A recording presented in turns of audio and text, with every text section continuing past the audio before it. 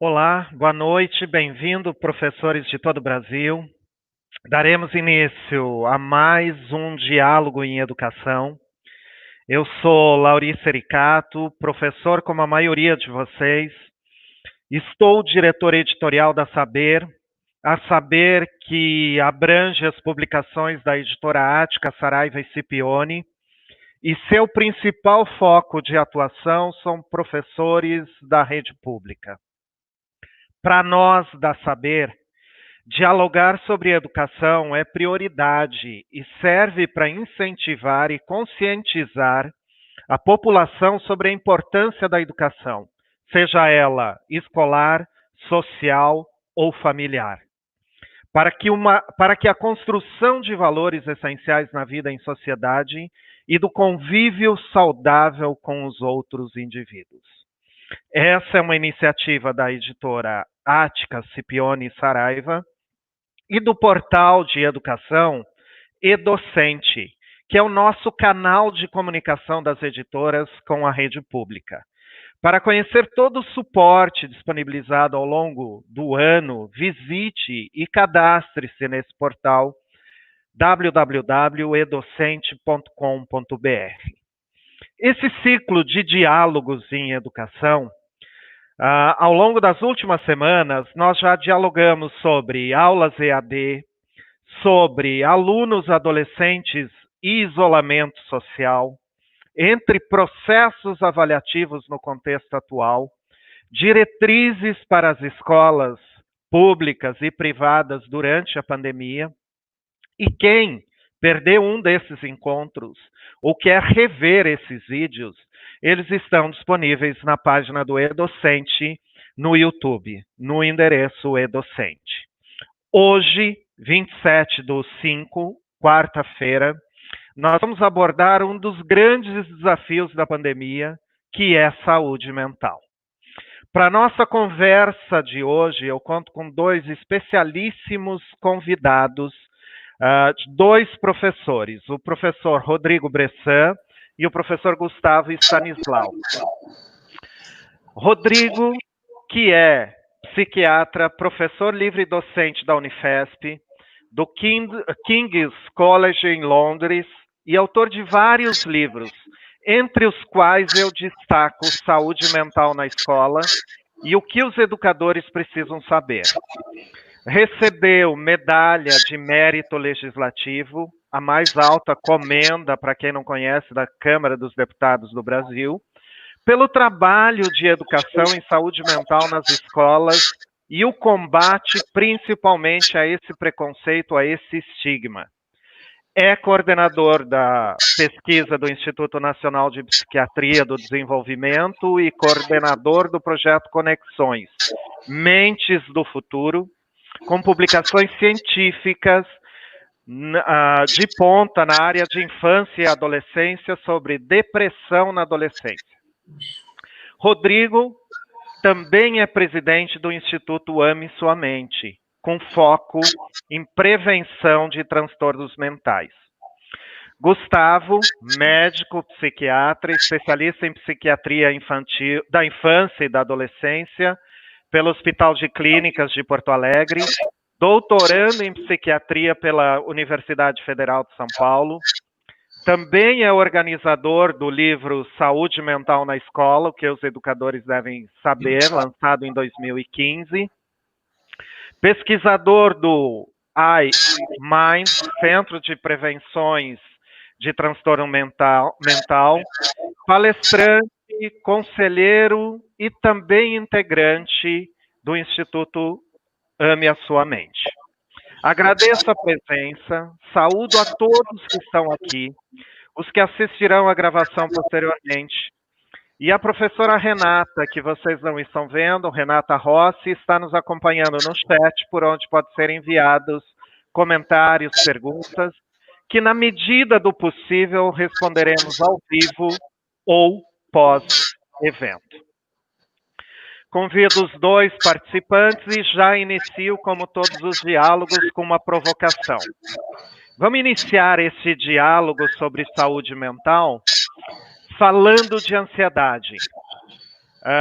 Um momento que a sensação global de alerta nos coloca numa situação de muita ansiedade e mais potencializada por esse período de isolamento social.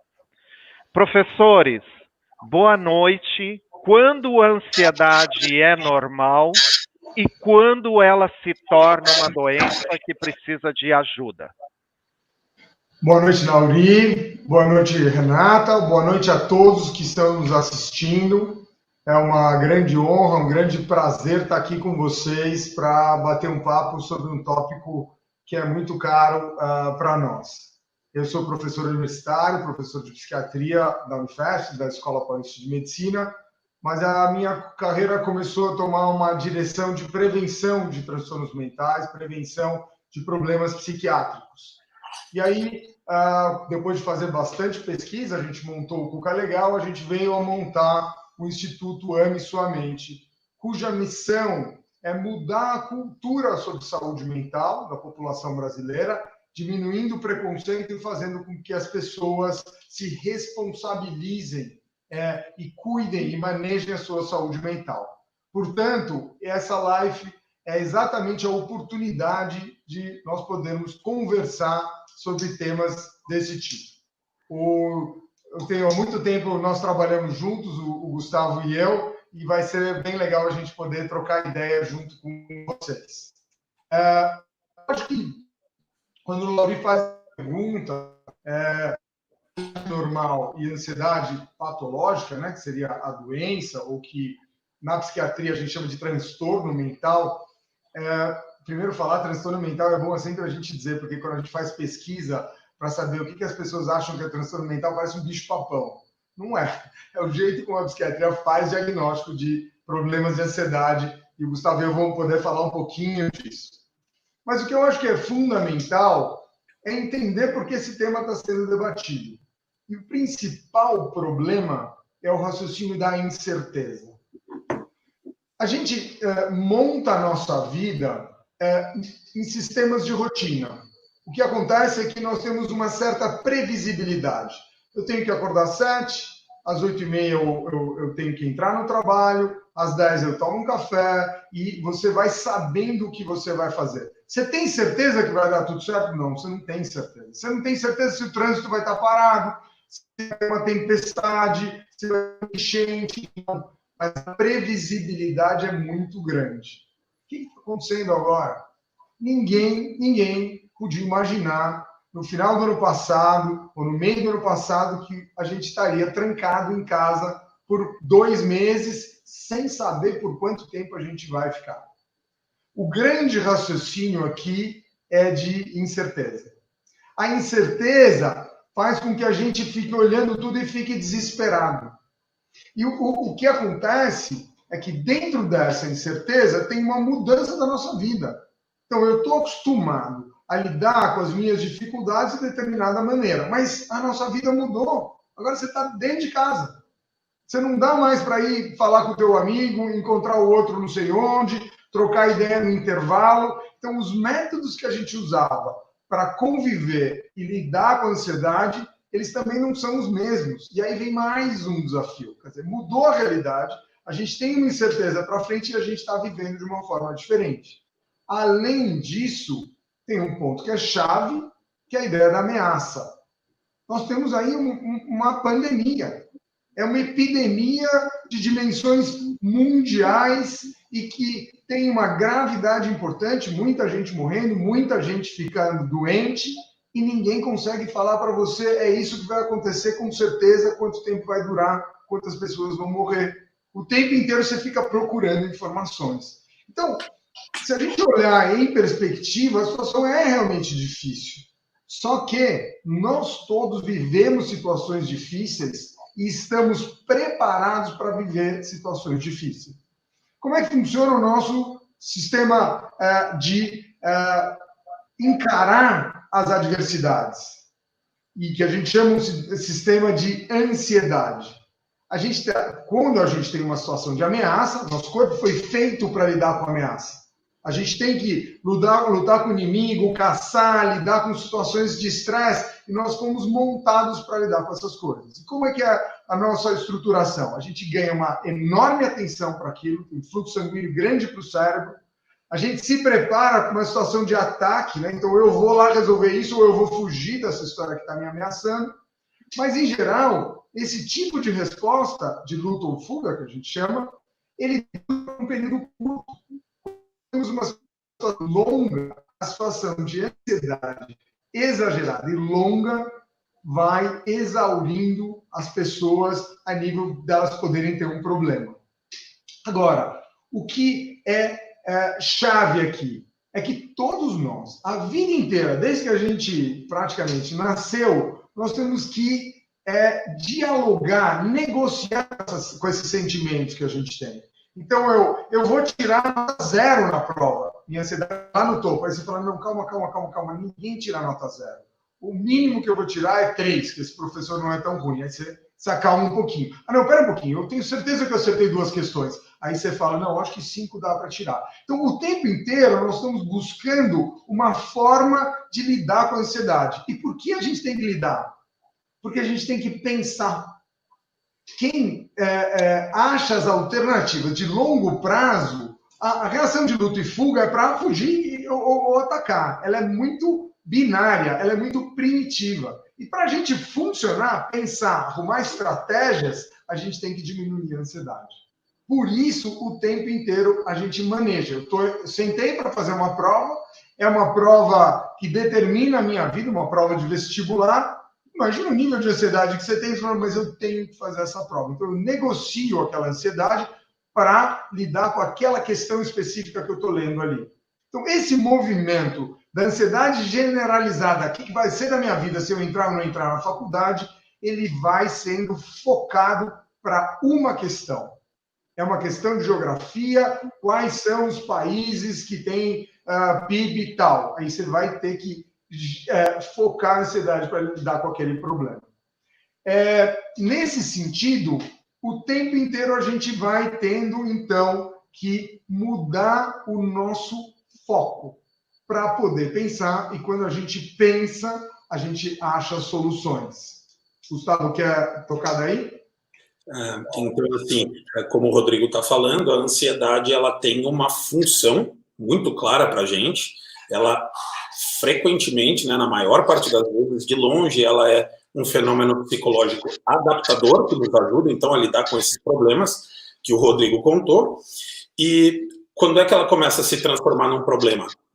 A gente tem alguns norteadores para isso, né? Um dos norteadores é o nível de intensidade da ansiedade, certo?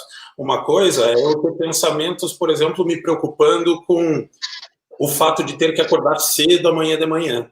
Uma outra coisa é eu passar horas da noite sem conseguir dormir porque eu estou pensando no Covid, por exemplo. Então, a intensidade da ansiedade vai determinando se isso é um problema que talvez vá determinar que eu tenha que buscar algum tipo de ajuda. Uma outra coisa, quando o nível de ansiedade ele fica mais alto, geralmente ele começa a desencadear prejuízos para a pessoa. Então, se a pessoa está muito tempo, por exemplo, pensando no Covid, vamos dizer assim, ela vai se atrapalhar com o sono, ela pode se atrapalhar nas relações que ela tem dentro de casa. Uma pessoa que tem um nível de ansiedade social, é uma pessoa tímida, mas que continua funcionando razoavelmente bem sendo uma pessoa tímida, ela é uma pessoa tímida. Uma pessoa que tem um nível de reatividade às coisas, um nível de preocupação, de interação social, que leva ela, por exemplo, a deixar de ir a uma entrevista de emprego, ela tem um prejuízo maior. E isso pode ser determinante de uma situação que, né, depende de um atendimento em saúde mental. E uma outra coisa bem importante, pessoal, é que em momentos como esse, qualquer um de nós pode apresentar, tipo assim, vamos dizer assim, assistiu um noticiário e depois ficou pensando bastante, não conseguiu dormir direito. Uma coisa bem importante é que esse tipo de fenômeno ele tem que durar um bom tempo. Na ansiedade, na verdade, para a gente determinar um diagnóstico de ansiedade, a pessoa precisa de mais de um mês sentindo essas coisas, tendo esses prejuízos. Então, esses 3 fatores, a intensidade da ansiedade, os prejuízos que ela gera e o tempo que ela se estabelece, o tempo que ela dura, são bem importantes para a gente perceber se tem alguma coisa errada. O que a gente talvez possa comentar, Laurinho, pode o que é a ansiedade, tá certo? Como ela se manifesta. Acho que todo mundo tem essa sensação física da ansiedade. Fica arrepiado, tem sudorese, o coração bate forte, às vezes respira bastante e tal. Esse é o tipo de chama de física. A outra é de você ter uma preocupação excessiva. É isso que o Gustavo está falando. Eu estou me preocupando com o Covid, não tem que ficar preocupado. Eu não consigo trabalhar. Você tem que ficar preocupado com o Covid para tomar decisões em relação à sua vida, mas você precisa trabalhar. Então, se esta preocupação está excessiva e determina um prejuízo, é muito ruim. E a ideia de senso de urgência. Eu preciso resolver o Covid agora. Não, espera um pouquinho, você não vai resolver o Covid. Essa história tem um ciclo. Agora você tem que trabalhar.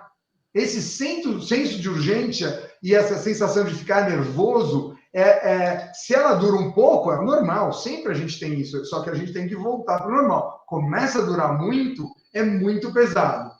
E a outra coisa que é difícil é ficar controlando os pensamentos negativos, porque a gente fica fazendo cenários que a gente vê na televisão.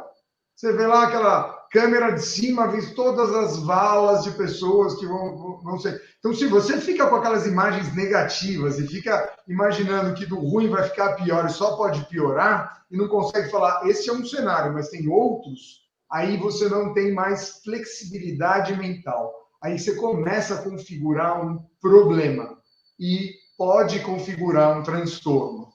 O que é importante dizer, isso é chave, Lauri, é o seguinte: como todos nós temos esses sintomas, a gente tem que tomar muito cuidado para todo mundo não se identificar com isso e dizer que tem um transtorno.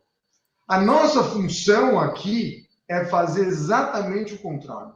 É ver com naturalidade, compreender esses sintomas, e uma pequena porcentagem das pessoas vai ter um transtorno em si e vai precisar lidar com isso. Mas todos nós, então tem uma porcentagem de pessoas que vai ter o transtorno, mas todos nós, 100%, temos que lidar com isso. Isso que é chave. Então a ideia não é patologizar essa história, mas trazer isso para a vida normal para que a gente tenha mecanismos de superação. Obrigado. Vou mergulhar um pouquinho mais. Falamos de ansiedade e de tudo e de como ela pode nos afetar neste momento. Uma segunda provocação para vocês aqui é: por que tanto preconceito, por que tanto mito sobre saúde mental? Por que a gente esconde? Por que a gente evita de expor e de discutir e conversar sobre isso? Está crescendo o número dessas ocorrências na sociedade, ou evoluímos os diagnósticos, ou essa discussão ela começa a fazer parte do nosso cotidiano? Laurinho, o que acontece é o seguinte: em geral, o ser humano tende a discriminar o que é diferente. Então, se todo mundo é alto, você discrimina o baixinho. Se todo mundo é magro, você discrimina o gordo. Se todo mundo é velho, você discrimina o jovem. Se todo mundo é jovem, você discrimina o velho. Esse é um comportamento quase que instintual, principalmente para as figuras mais frágeis. Então, todo mundo é branco, discrimina o negro ou oriental, e vice-versa. Se todo mundo é negro, você discrimina o que está fora ou que te ameaça. Isso tem a ver com o senso de grupo. A ideia de preconceito com doença, ela é muito antiga. Né? A palavra clássica é leproso. Quer dizer, lepra é a doença, as pessoas são leprosas. Aí o leproso entrou no vocabulário normal como gíria, como a pior categoria da humanidade, o leproso lá no fundo. Já não tem mais a ver com a doença. E isso foi sendo superado bastante na saúde. Um exemplo típico, por exemplo, é o câncer de mama. O câncer de mama, as mulheres tinham vergonha de ter na sua feminilidade um câncer. E as pessoas escondiam isso muito. Até hoje ninguém gosta muito de falar da sua intimidade. Mas, atualmente, com campanhas de diminuição de estigma, a gente consegue falar disso e permite com que as mulheres lidem ou palpem as suas mamas para prevenir problemas. O que acontece com a saúde mental? A primeira coisa que a gente identificou é muito baixo conhecimento sobre saúde mental. A gente fez uma pesquisa em escolas aqui em São Paulo para entender como os professores e os alunos pensam sobre saúde mental e também a gente tentou mapear da onde vem o conhecimento sobre saúde mental para os professores. Vocês, a audiência aqui de educadores e profissionais da área, sabem muito melhor que eu o quanto saúde mental está em todos os documentos da educação. Agora, se você for perguntar e pedir para alguém definir saúde mental, você vai ver a dificuldade que é essa. E quando nós mapeamos quem recebia, tem algumas publicações que a gente pode depois mostrar para vocês, da onde você recebia essa informação, de qualquer lugar, menos na formação de professores, principalmente mídia e mídia de má qualidade. Então, o que acontece?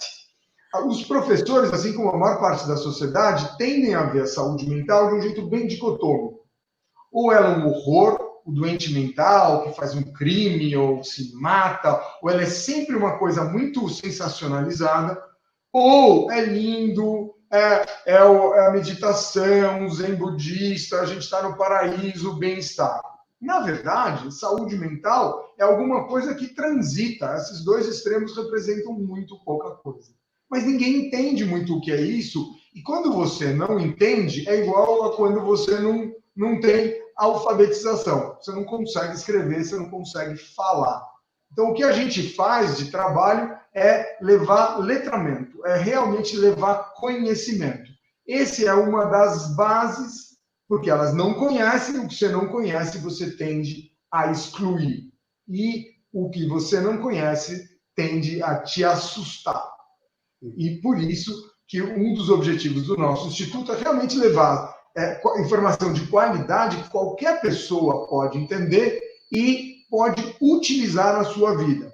Uma das coisas que a gente aprendeu, que eu achei incrível, é o quanto pouca informação em saúde mental, lógico que informação de qualidade bem levada, bem ensinada, com estratégias sofisticadas, elas fazem tanta diferença. A experiência que a gente tem, o Gustavo é um dos maiores formadores na área de saúde mental, é que gera muito benefício. E por que gera tanto benefício? Porque os grandes especialistas nas crianças com problema de saúde mental são os professores. Ninguém conhece melhor um garoto de 7 anos como um professor que dá aula há 10 anos para moleques de 7 anos. Porque vê um monte, vê padronizado, vê longitudinalmente, acompanha, você tem um teste que é uma tarefa, você vê ele se sociabilizando, você conversa com outros professores que têm outros pontos de vista. Então, a gente que vem da área de saúde não tem isso. Vocês têm um olhar muito, muito melhor. E um pouco de informação permite enxergar aquilo com mais naturalidade e agir. Gustavo? Eu acho que uma coisa importante citar quando a gente está falando de preconceito ao longo das capacitações que a gente vem fazendo, frequentemente eu faço uma pergunta para as pessoas, que é o seguinte: eu me descrevo como uma pessoa que está passando por um episódio depressivo, digo para, nós vamos fazer uma cena aqui.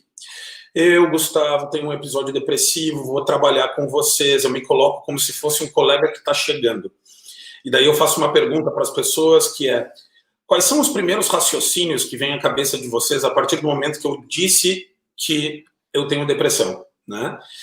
E rapidamente as pessoas começam a falar que a pessoa é frouxa, que a pessoa é fraca, que a pessoa vai ser um problema de agora em diante, ela vai se enrolar, esse tipo de coisa.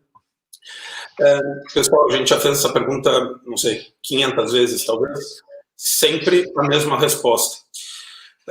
Esse é um dos motivos pelos quais as pessoas acabam não buscando atendimento, porque elas tendem a acreditar, as pessoas ainda na nossa sociedade tendem a acreditar que transtorno mental está associado com uma falha de caráter da pessoa, com fraqueza da pessoa. O que a gente está tentando fazer através das capacitações é mostrar, por exemplo, que a depressão é um transtorno mental com uma base neurobiológica. Existem uma série de fatores que a pessoa não pode nem controlar. Alguns ela pode, outros não. Então, assim, a partir do momento que a gente começa a conversar sobre esse tipo de coisa, talvez as pessoas comecem a entender assim, tá, talvez eu possa buscar atendimento, isso daqui, eu não vou estar me expondo como uma pessoa fraca, ou que eu tive uma mãe que era insuficiente para mim e tal. Então, é isso que é importante agora, é a gente estabelecer um diálogo que modifique esse tipo de base de mal entendimento a respeito dos transtornos.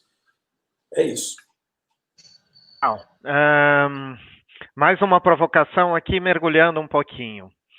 É inegável que muitas famílias estão vivendo experiências de ansiedade, medo, desamparo, incerteza, aumento de violência doméstica, perda de renda, perda de trabalho, em decorrência disso. Eu acho que isso é inegável para todo mundo. Do outro lado, Rodrigo, você tocou numa questão. Saúde mental e emocional, elas estão presentes nos documentos, mas o que a gente percebe é que, sobre saúde mental, basicamente as licenciaturas de formação de professores no Brasil, eu não quero ser tão taxativo em dizer que não trabalham, mas eu vou dizer, quase nada, nenhuma trabalha sobre isso. O que a gente está vivendo neste momento impacta na saúde da criança, do adolescente, das escolas, das famílias. Como é que o professor pode desenvolver ações remotas para minimizar esses eventuais danos desses fatores estressores que geram essa questão da saúde mental, que geram transtornos mentais neste momento? Claro. Laurice, você sabe que quando a gente fala disso, e agora a gente vem sendo chamado, né, porque dizem, né, o grande desafio aí dessa pandemia é o de saúde mental, né, porque a gente tem que se equilibrar numa situação bastante adversa. É que todos nós estamos procurando diferentes formas de lidar com essa história de fazer reunião online, de dar aula online, eu aqui de atender online, do cansaço, do quanto a gente é inexperiente. Eu sou professor também, e aí eu achava que eu era craque de internet para dar aula. Dar aula, ficar falando e tal, você acha que sim. Mas avaliar aluno é super difícil. A universidade está formando a gente para avaliar, para testar. Então, o que eu acho importante é, pelo menos, empatizar com a dificuldade. E saber que não vai dar tudo certo. Esse negócio de achar que vai dar tudo certo, se você ficar muito, muito perfeccionista, para um momento de crise é difícil. O negócio é que você tem que fazer o melhor possível. E saber isso acontece nós, entre os pares, e aí vale a pena conversar com um colega ou estar em chats assim, de pares que te falam, não, calma aí, é difícil mesmo, não sei o que, essa aqui é a dica. E saber também que os alunos estão numa certa dificuldade. Então, aqui, um dos pontos chaves é a empatia. A gente tem que empatizar, tanto com os alunos quanto com os colegas, pela dificuldade. Isso não significa deixar de trabalhar sério e focado, mas saber que nós temos dificuldades. Outro ponto que me chamou muito a atenção, e a gente tem visto isso, e aí um desafio da saúde mental agora ligado à questão da pandemia, é que eu acho que os professores estão se dando conta do papel enorme que eles têm no desenvolvimento, na formação da saúde mental dos alunos, indiretamente. Porque agora você manda o conteúdo, você expõe o conteúdo, você perde o contato humano, e ali tem todo um manejo de saúde mental. Quando você perde isso, dá um vazio, porque a nossa profissão muda. A nossa profissão não é ficar falando. Nossa profissão é educar, entender, ver o que o outro faz e tal. Até a gente se adaptar e ter o retorno, a recompensa do que a gente está fazendo, é bem difícil, eu diria. Eu fiz duas anotações aqui.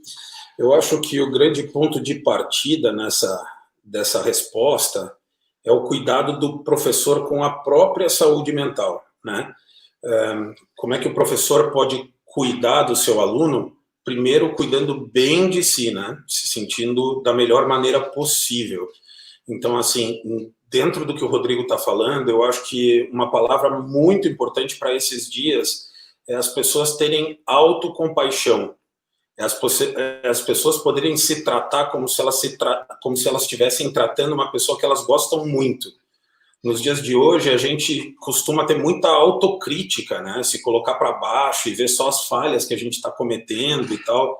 A autocompaixão acontece quando a gente se trata como se a gente estivesse tratando alguém legal, que a gente gosta e tal. Então, se permitir errar, né? Esse é um período que a gente não podia... Ninguém se preparou para fazer o que a gente está fazendo. Então, assim, isso é fundamental.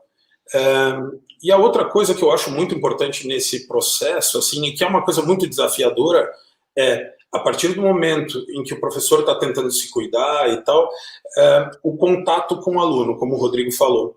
E a gente sabe que hoje em dia isso é bem complicado. A gente hoje de manhã estava em reunião com os diretores da Centro-Sul de São Paulo, e eles estavam comentando como tem sido difícil, por exemplo, os registros de telefone dos alunos.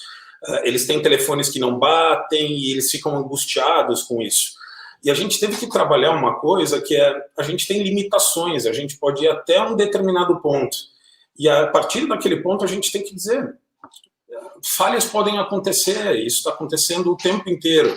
Então, assim, tomem cuidado para não ficar coletando essas falhas e ficar transformando isso numa bola de neve que deixem vocês muito pesados, certo?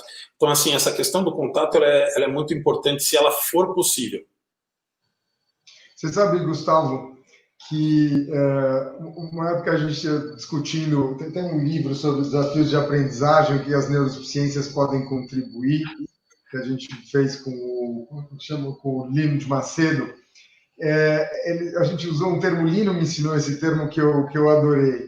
É assim, é como se a tecnologia para a gente da minha geração fosse uma linguagem que a gente é uma segunda língua. Para os jovens, eles são naturais dessa língua, né? Então, você ensinar inglês para quem nasceu falando inglês é muito difícil, tá certo? E gera mais ansiedade. Eu acho que esse é um dos desafios, né? Porque você vai lá todo desajeitado para dar aula, fazer os negócios, os moleques vão lá, aí você se sente, ai meu Deus, eu não consigo fazer direito e tal. Acho que esse é um dos fatores ansiogênicos também. E eu acho que a gente tem que ter paciência com a gente mesmo, como você está falando, né? Algumas perguntas e alguns comentários que eu vou fazer aqui, aí depois eu vou fazer vários e aí vocês podem comentar. Maria Cleide de Souza coloca, o problema é como devemos trabalhar essa ansiedade em tempos de pandemia. A May Teixeira Alves diz que às vezes a gente tem ansiedade e não consegue perceber. Exige também um autoconhecimento de si, e eu acrescento aqui dos limites. Se vocês puderem comentar um pouquinho sobre isso, seria interessante. A Regina Célia diz, eu sinto que os nossos alunos estão com ansiedade devido a essa nova estratégia de ensino remoto. O perigo é realmente a falta de controle. Edilânia Melo, percebo um certo preconceito em relação à questão da saúde mental, por parte até mesmo dos próprios colegas. Mais comentários aqui. O rótulo fere, Ana Lúcia Bertemes. O rótulo fere o psicológico e atinge o emocional. É verdade, a Regina Célia complementa. Nas salas de aula, detectamos os alunos com problemas, não só no mental, mas no social. Vocês querem comentar um pouquinho sobre essas considerações? Aí eu volto com mais perguntas também. Claro. Tem a pergunta, como manejar a ansiedade, né? Como que você vai lidar com isso? Eu vou voltar a esse meu exemplo do desafio, acho que todos nós, a maior parte de nós, fez um vestibular em algum momento, né? Aquele vestibular ia decidir a sua vida. E é verdade, decide mesmo. Você vai entrar na faculdade, você vai para essa ou para aquela, você vai fazer mais um ano estudando para entrar. E com a ansiedade, para lidar com isso, você tem que mudar o foco para uma situação prática que você tem que lidar. Então, qual é a estratégia mais importante para diminuir a ansiedade na rotina? É estabelecer rotinas rigorosas. Começo, meio e fim de tarefa bem determinado. 1 hora para fazer determinada coisa e ela acaba. 2 horas fazer, 20 minutos para fazer a outra e encher a rotina. Por quê? Porque isso gera um senso de realização. Eu fiz, eu acabei. Eu fiz, eu acabei. E nós temos que lidar com a incerteza global. E, por exemplo, um dos pontos aqui que dá a incerteza global que aumenta muito é quando as lideranças não dão direções comuns. Está acontecendo isso no Brasil, que atrapalha muito a gente, tá certo? Uma pessoa diz que tem que ir por esse caminho, o outro por esse caminho, e são as lideranças nossas. A gente precisa de referências que tomem decisão lá em cima. Então, esse é um outro fator de estresse. Então, para lidar com a questão da incerteza global, você tem que restringir um período de tempo em que você vai pegar a informação, tem que buscar uma informação de qualidade ponderada, dar uma filtrada em rede social, né? Porque tem redes sociais que só tem...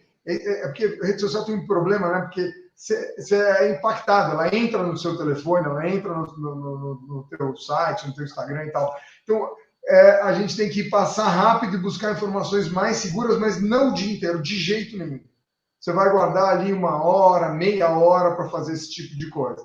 Porque é difícil você, vamos dizer assim, reduzir a ansiedade. Então, se você reduz o tempo de exposição a esse pensamento, ajuda muito na estratégia de longo prazo. Uhum. Eu vou tocar no comentário de novo do preconceito, porque algumas pessoas ainda estão falando sobre isso, assim, vou ser bem direto, assim, a partir do momento que as pessoas começarem a perceber que o cérebro está para a saúde mental, assim como o pulmão está para a pneumonia, as pessoas vão começar a buscar mais o atendimento sem tanto preconceito. A grande questão aqui é que isso ainda não acontece. As pessoas precisam de mais conhecimento sobre isso para isso se desfazer. Em relação à questão da ansiedade, assim, eu acho que o Rodrigo tocou nos pontos principais. Assim, uma coisa que eu tenho me preocupado bastante, que eu tenho visto com muita frequência, é as pessoas nesse momento fazendo generalizações, principalmente pessoas que estão tristes, assim, pessoas que estão muito desanimadas. Elas começam a fazer, elas ficam muito mais atentas a estímulos, situações que são negativas, elas deixam de lado situações que são positivas, elas fazem uma leitura errada do mundo, na verdade, é uma leitura distorcida, e elas começam a achar que está tudo errado na volta delas. Uma dica aqui, a gente falou sobre isso hoje de manhã com 10 diretores, seria pegar uma folha de papel e antes de dormir, de preferência assim 1 hora, 2 horas antes de dormir, escrever essas preocupações num papel e tentar fazer um pensamento crítico em cima daquilo. O que de fato é um problema para aquela pessoa? Se aquele problema era um problema para ela 2 meses atrás, se a pessoa se der conta, possivelmente ela vai se dar conta que alguns tipos de problema de uma hora para outra surgiram para ela, e eu entendo aqui, eu estou colocando à parte a questão da pandemia, mas daqui a pouco a pessoa começa, por exemplo, a achar que ela é uma péssima cozinheira, que a comida dela está muito ruim, e ela cozinha há muito tempo para a família e nunca tinha pensado. De repente ela começa a pensar que os hábitos dela são hábitos ruins, e isso era uma coisa que não era pensada anteriormente.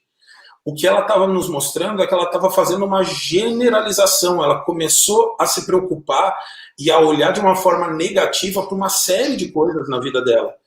Escrever num papel e perguntar para si, assim, será que isso faz sentido?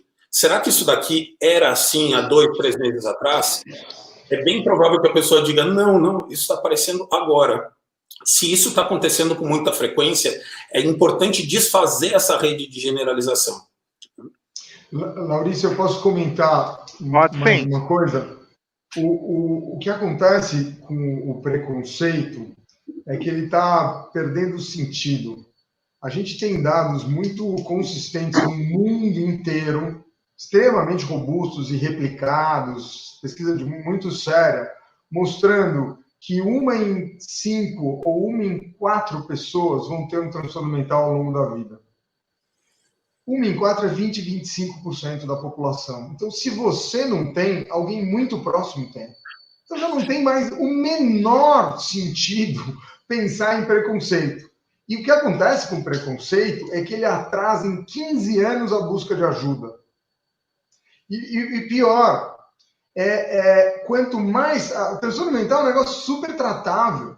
Ele incapacita uma porcentagem de 5% só que fica incapacitado. Mas se você tratar cedo e tratar direito.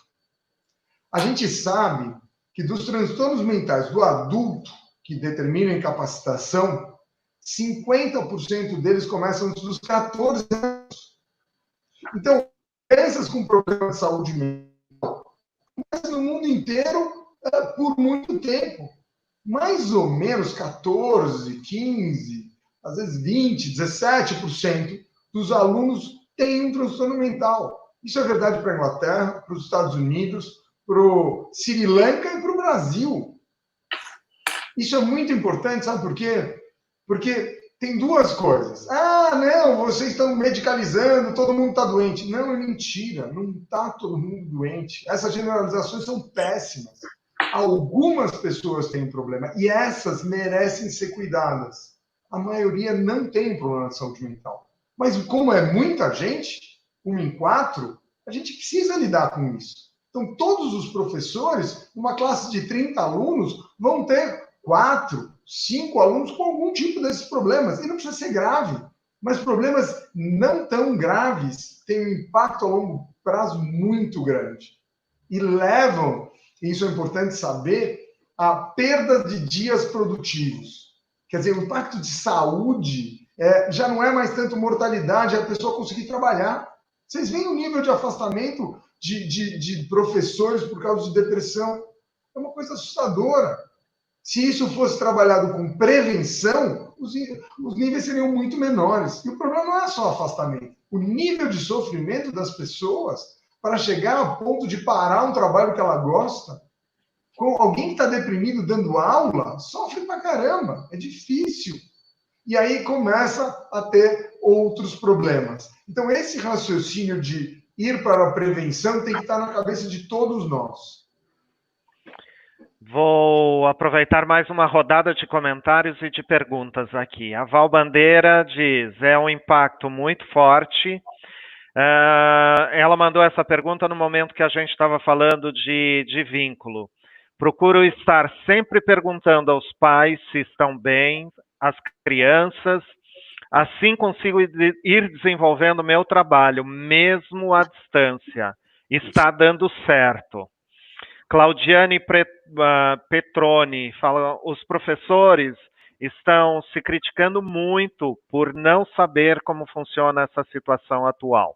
Muito boa colocação. Obrigado por nos lembrar que somos humanos antes de mais nada. A Solange Ferreira faz uma pergunta dizendo, como os educadores podem também ajudar as famílias e os alunos na questão de saúde mental? A Cirlei Augusto coloca, quando perceber que eu estou no limite? Já comecei a ter alterações de humor, lapsos de memória.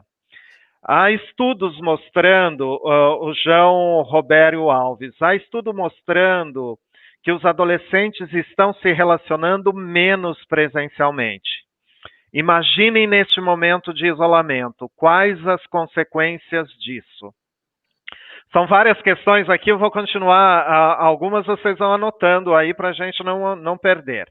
A Mariana Martim Lopes Britos diz, pergunta, as escolas deviam ter profissionais de psicopedagogia para auxiliar a equipe pedagógica e outros alunos. Tem uma pergunta aqui da Elaine Slonsky, não sei se eu pronunciei corretamente.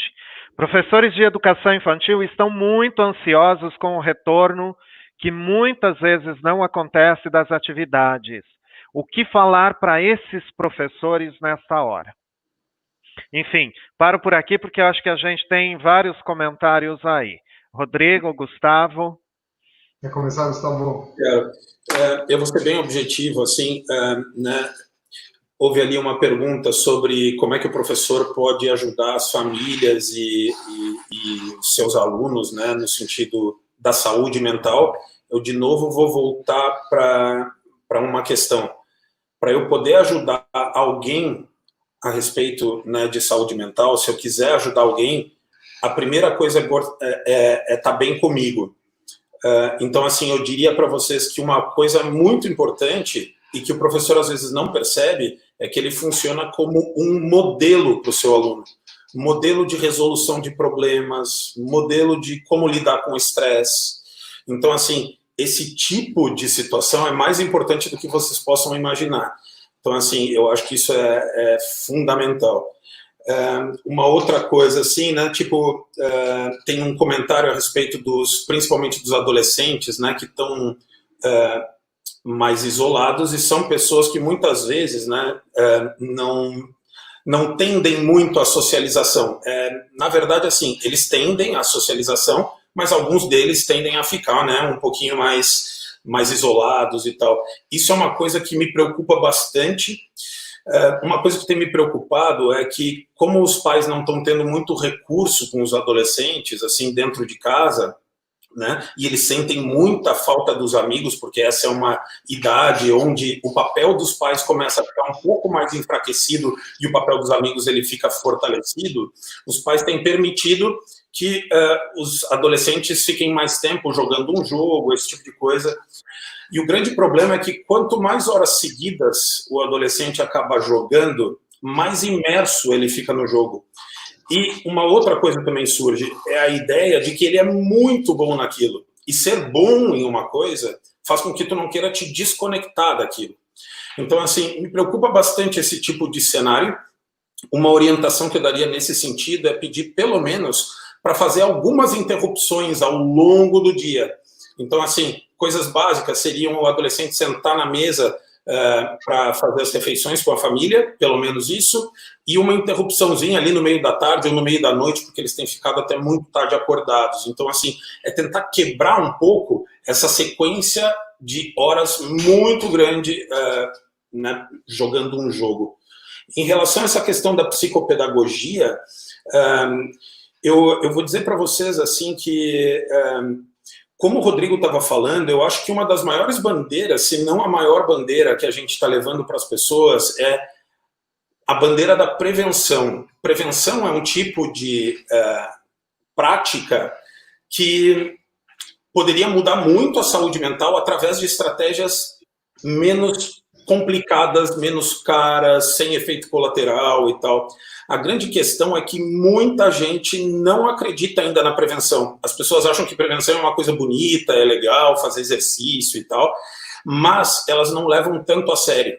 Quando a gente faz alguma palestra para pais que não nos conhecem, por exemplo, é bem comum de tu falar sobre prevenção durante 2 horas e no final alguém te perguntar sobre a medicação para aquilo ou regras objetivas que façam com que aquilo não aconteça, por exemplo, o uso de drogas. E daí a gente tem que lembrar que aquelas 2 horas falando sobre a importância das relações pais e filhos e uma série de outras coisas como sono, elas são estratégias super eficientes para prevenir transtornos. Então, assim, por que eu trouxe a psicopedagogia? Porque a partir do momento que a gente funciona de uma forma mais preventiva, uma série de pessoas na rede de atendimento a pessoas com algum tipo de dificuldade, ela se expande.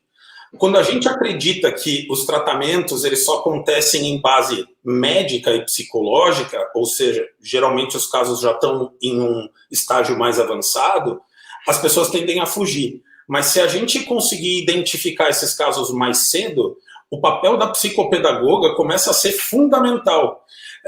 Parem para pensar, quantas pessoas começam com um problema de aprendizagem que poderia ser manejado com uma psicopedagoga legal? Quantos problemas graves acontecem a partir desse ponto e acabam gerando, por exemplo, um distanciamento mental da pessoa, da criança, né, da escola, que daqui a pouco, por exemplo, pode se transformar em delinquência até. A criança pode começar a se transformar numa pessoa afastada da escola e se conectar com qualquer outra coisa que não tenha a ver com a escola. Daí, quando a gente vai atender essa pessoa lá com 15, 18 anos, a gente vê uma pessoa que já tem uma série de problemas na trajetória de vida. Essa mesma pessoa, se fosse atendida com 6, 7 anos, quando ela estava tendo dificuldade de aprender a ler ou a escrever, ela teria uma resposta muito melhor. Então, eu acho que essa questão de ter pedagogo ou psicólogo na escola, como está discutindo o Gustavo, é uma questão mais complexa que eu acho que não necessariamente a gente consegue dar a resposta aqui agora. Mas a ideia é incorporar a habilidade em todos os indivíduos, tá certo? Porque isso muda muito a capacidade de manejo, diminui tanto os professores que são formados, eles falam, é muito mais fácil lidar com as crianças, porque você conhece melhor essas coisas.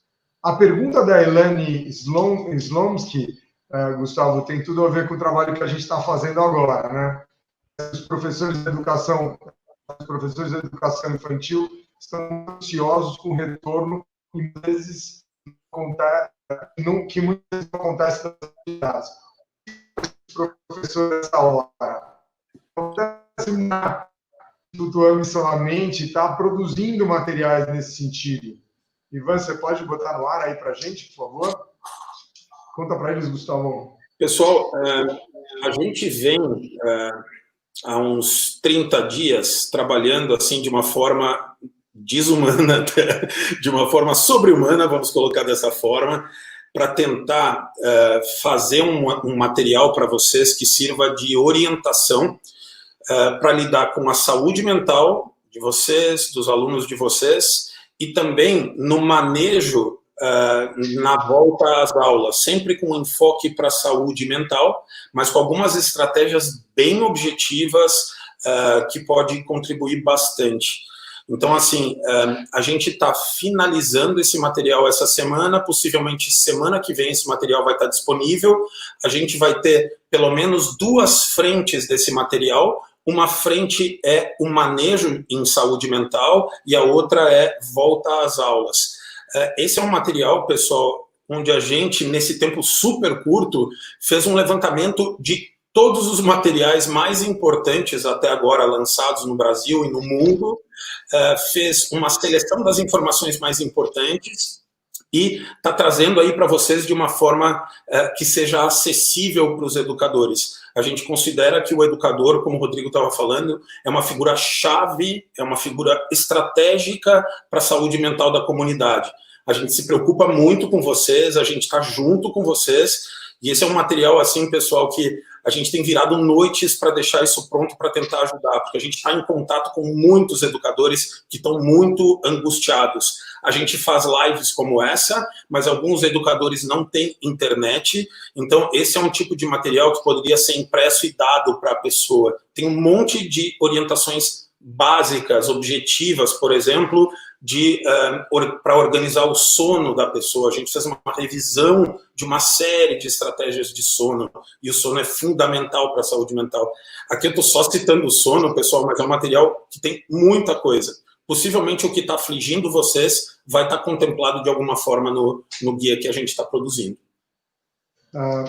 Só complementando o que o Gustavo está falando, o desafio do Instituto é levar informação de qualidade, né, que tem uma base científica bem robusta, mas de uma forma que ela seja compreensível e, mais do que compreensível, operacionalizável.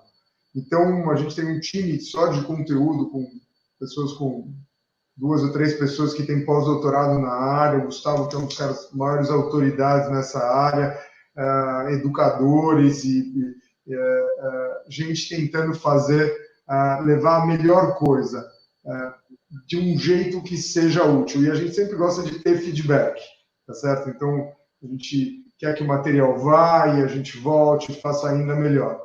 A estratégia nesse momento é o de livro eletrônico, né? Que é o tal do e-book em inglês, e a gente vai fazer o que chama de landing page, né? Uma página onde vai ser dinâmica e vai ajudar a dar encaminhamentos e compreender essa questão ao vivo. Essa parte do livro eletrônico é mais geral, e a outra parte está sendo produzida agora e está sendo diagramada. Uma das coisas que a gente tem uma equipe de arte, né, muito forte, direção de arte e de texto, também para levar coisas atraentes e que façam sentido para todas as pessoas. Bom, gente, vou para a última rodada aqui de comentários e perguntas, porque quando o papo é bom, já foi quase 1 hora que a gente está batendo papo aqui, passou tão rápido. Mas eu tenho alguns comentários aqui que encaixam numa última pergunta que eu quero fazer também. Então, vamos lá. A Cláudia Solbiati comenta que foi uma mudança muito brusca para nossos alunos e também para nós. É uma revolução na forma de vermos a educação. Todos nós estamos na mesma estrada.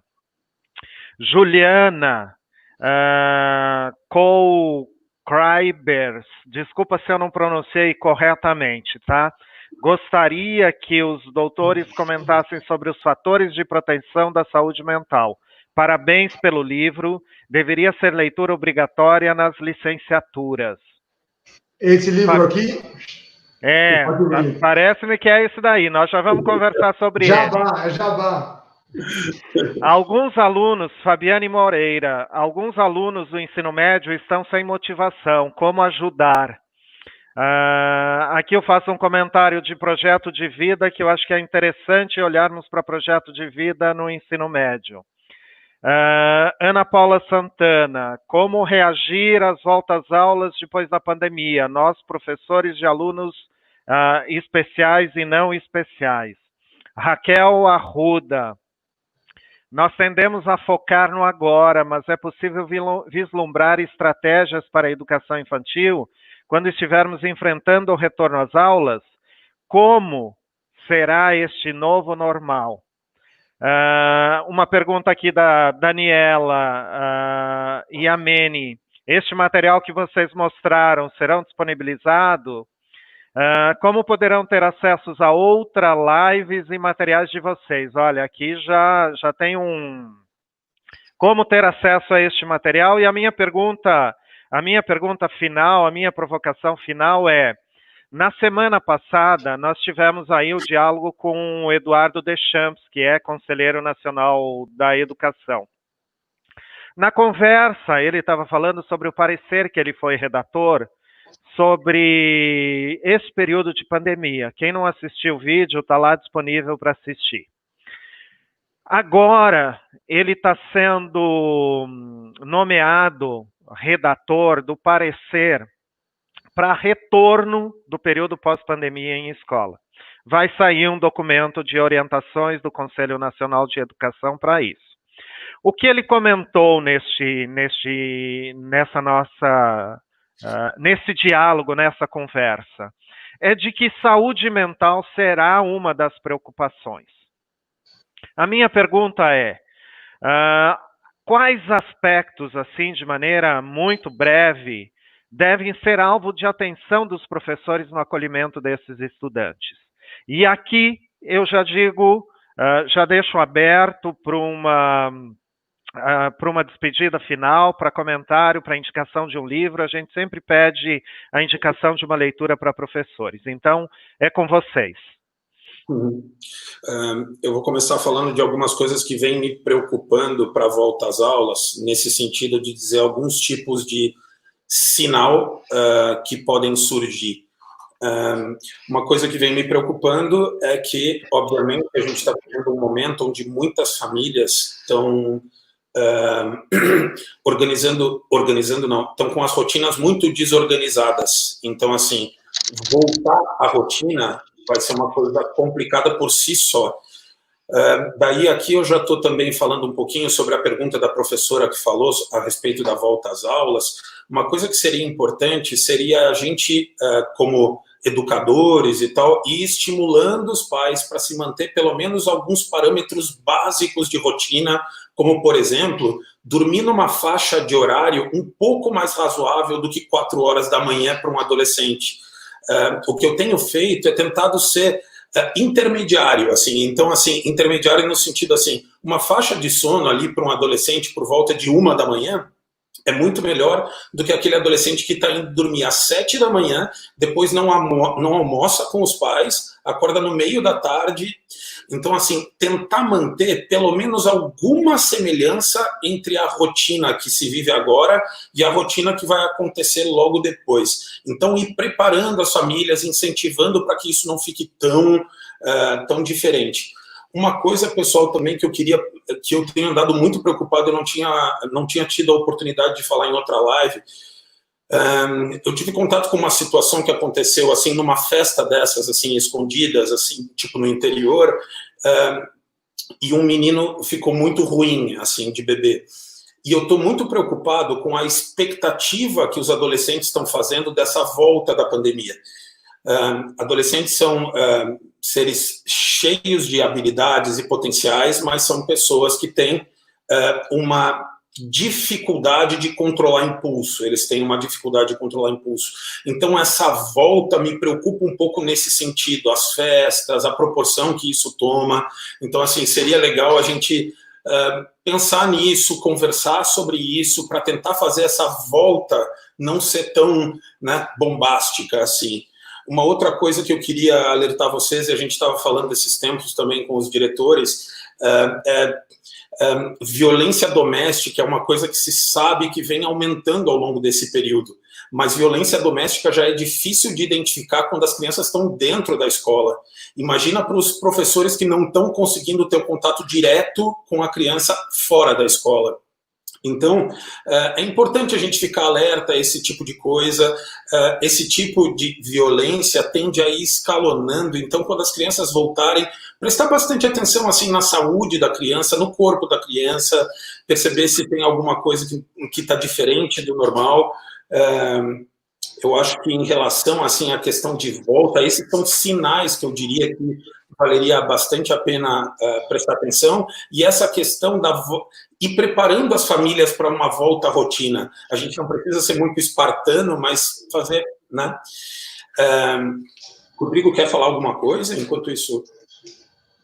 Eu acho que o raciocínio do novo normal, ele é absolutamente chave, né? Nós estamos vendo uma situação anormal e todo mundo está falando num novo normal. Por que todo mundo está falando? Porque vai se estabilizar a situação e a gente vai ter uma outra situação em que o estresse, a ansiedade vai cair de novo, vai permitir a gente fazer planos, a economia voltar a funcionar e tal. Como vai ser esse novo normal? Eu não tenho certeza. Facebook está dizendo que não vai ter mais escritório, vai ser tudo home office. Puxa vida, será que isso vai ser uma tendência geral? Com certeza a gente vai usar mais mídia, um monte de transformação já está acontecendo. Mas eu acho que o raciocínio-chave é que vai existir um outro normal. Então, a gente não precisa ficar tão ansioso, porque a gente não vai controlar como é que vai ser esse novo normal. A gente tem que ter a certeza que a gente tem a capacidade de construir o novo normal, sem saber exatamente o que vai ser.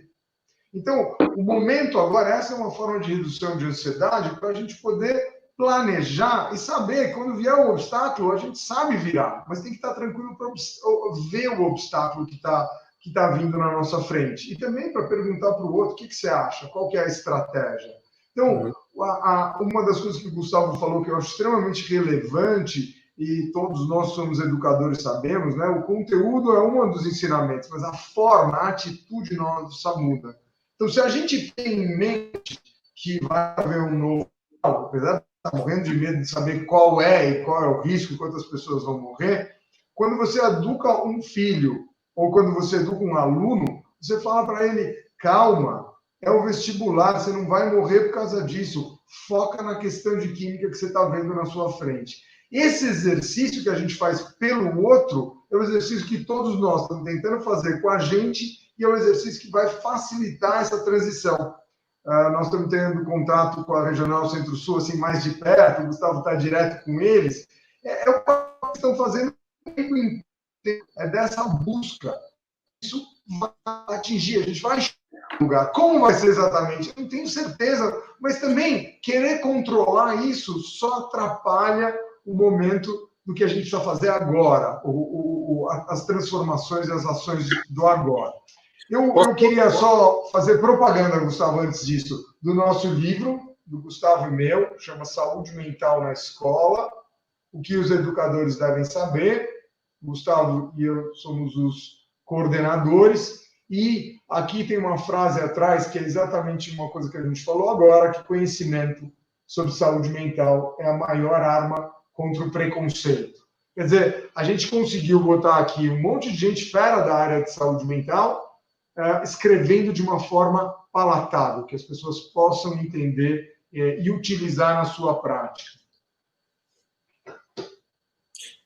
Pessoal, eu queria agradecer a vocês. Eu acho que a gente já está chegando no final do tempo.